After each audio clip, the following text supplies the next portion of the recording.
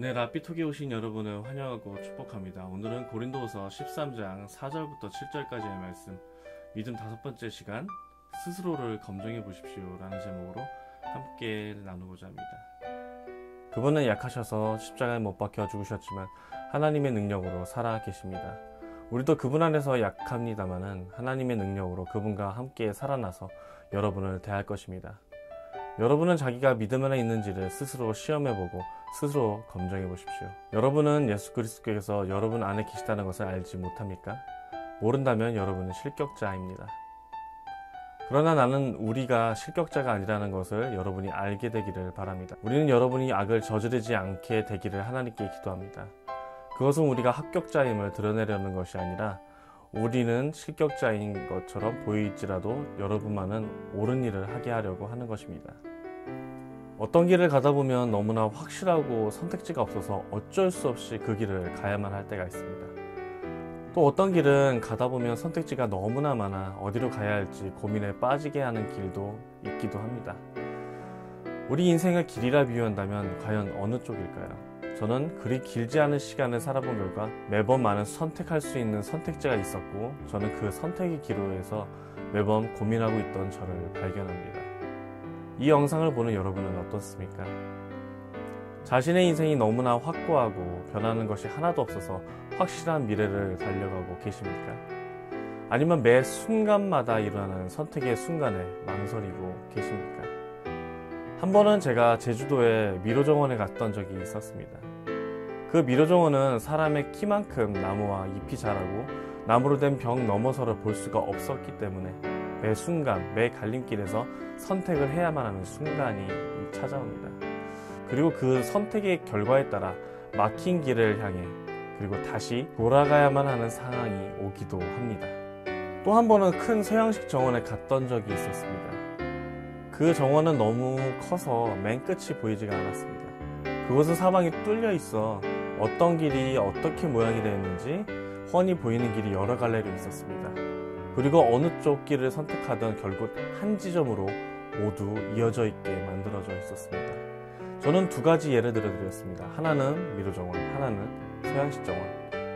여러분의 인상은 어느 쪽에 가까우십니까? 저를 예로 들어보자면 저는 미로정원 같았습니다. 내가 하는 선택에 따라 인생은 큰 전환점을 맞았고 그때마다 큰 희생을 치를 것인지 아니면 큰 이득을 얻던지 매 순간의 선택에 따라 매우 어렵기도 쉬워지기도 했습니다.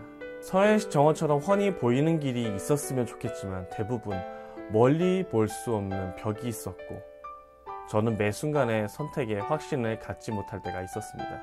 인생의 매 순간이 그랬다는 것은 아닙니다. 하지만 우리의 인생의 선택의 순간 너무나 불확실해 선택이 어려울 때가 많이 있었습니다.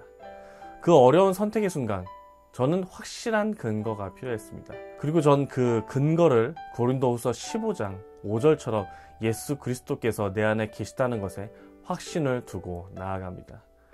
때때로 너무나 우리는 확신에 차 있을 때가 있습니다. 하지만 그 확신이 너무나 근거 없을 때가 많이 있죠. 흔히 이런 것을 근자감, 근거 없는 자신감이라고 합니다.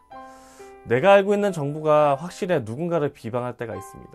또 내가 배운 지식이 너무나 확실해 남을 판단하는 경우가 있습니다. 그리고 내가 가진 경험에 비추어 남을 판단하는 지경에 이르기까지 합니다. 오늘 고린도서 13장에 바울 또한 고린도 교인들이 그런 식으로 공격을 합니다. 3절에 보면 바울의 믿음조차 의심하는 정황이 있습니다. 그 말에 바울은 이렇게 반박합니다. 스스로를 검증해 보십시오. NIV에는 이렇게까지 나옵니다. Test yourselves. 남을 판단하기 이전에 당신은 얼마나 그리스도 안에서 믿음이 확고한지를 바울은 묻고 있습니다. 그 판단의 근거가 자신의 경험이냐, 지식이냐, 정보이냐에 바울은 무게를 두고 있지 않습니다. 오직 그가 의지하는 단 하나의 기준점이 있습니다. 바로 5절 시작하는 부분에 나옵니다. 자기가 믿음 안에 있는지입니다. 여러분의 판단이 정말 예수 그리스도께서 주신 마음인가요? 여러분의 비방이 정말 예수 그리스도의 판단인가요? 여러분의 선택이 정말 예수 그리스도께서 주신 감동인가요? 우리는 세상이 주는 수많은 가치관 안에서 살아가고 있습니다. 그리고 그 가치관은 우리에게 영향을 주고 더 나아가 우리도 그 가치관에 동조하며 살아가게 됩니다. 하지만 여러분 기억하십시오.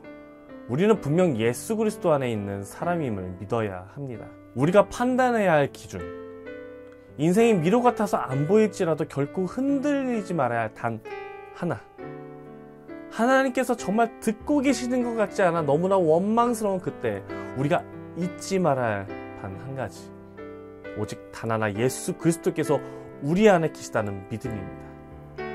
믿음 5부작을 마치면서 여러분에게 전하고 싶은 메시지는 단 하나입니다. 세상에서 많은 시험과 고난과 환난이 다가옵니다. 또 작은 고난의 순간이 찾아왔습니다.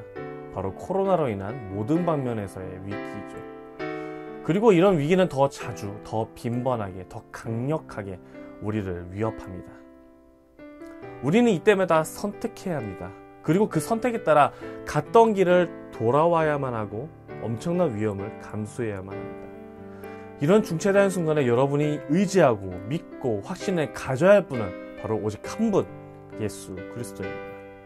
그 어떤 환난이 찾아올지라도 이 믿음을 굳건히 하는 여러분이 되기를 간절히 소망합니다.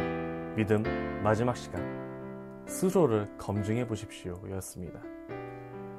다음 닭살 돋는 묵상을 보시면서 함께 묵상하도록 하겠습니다.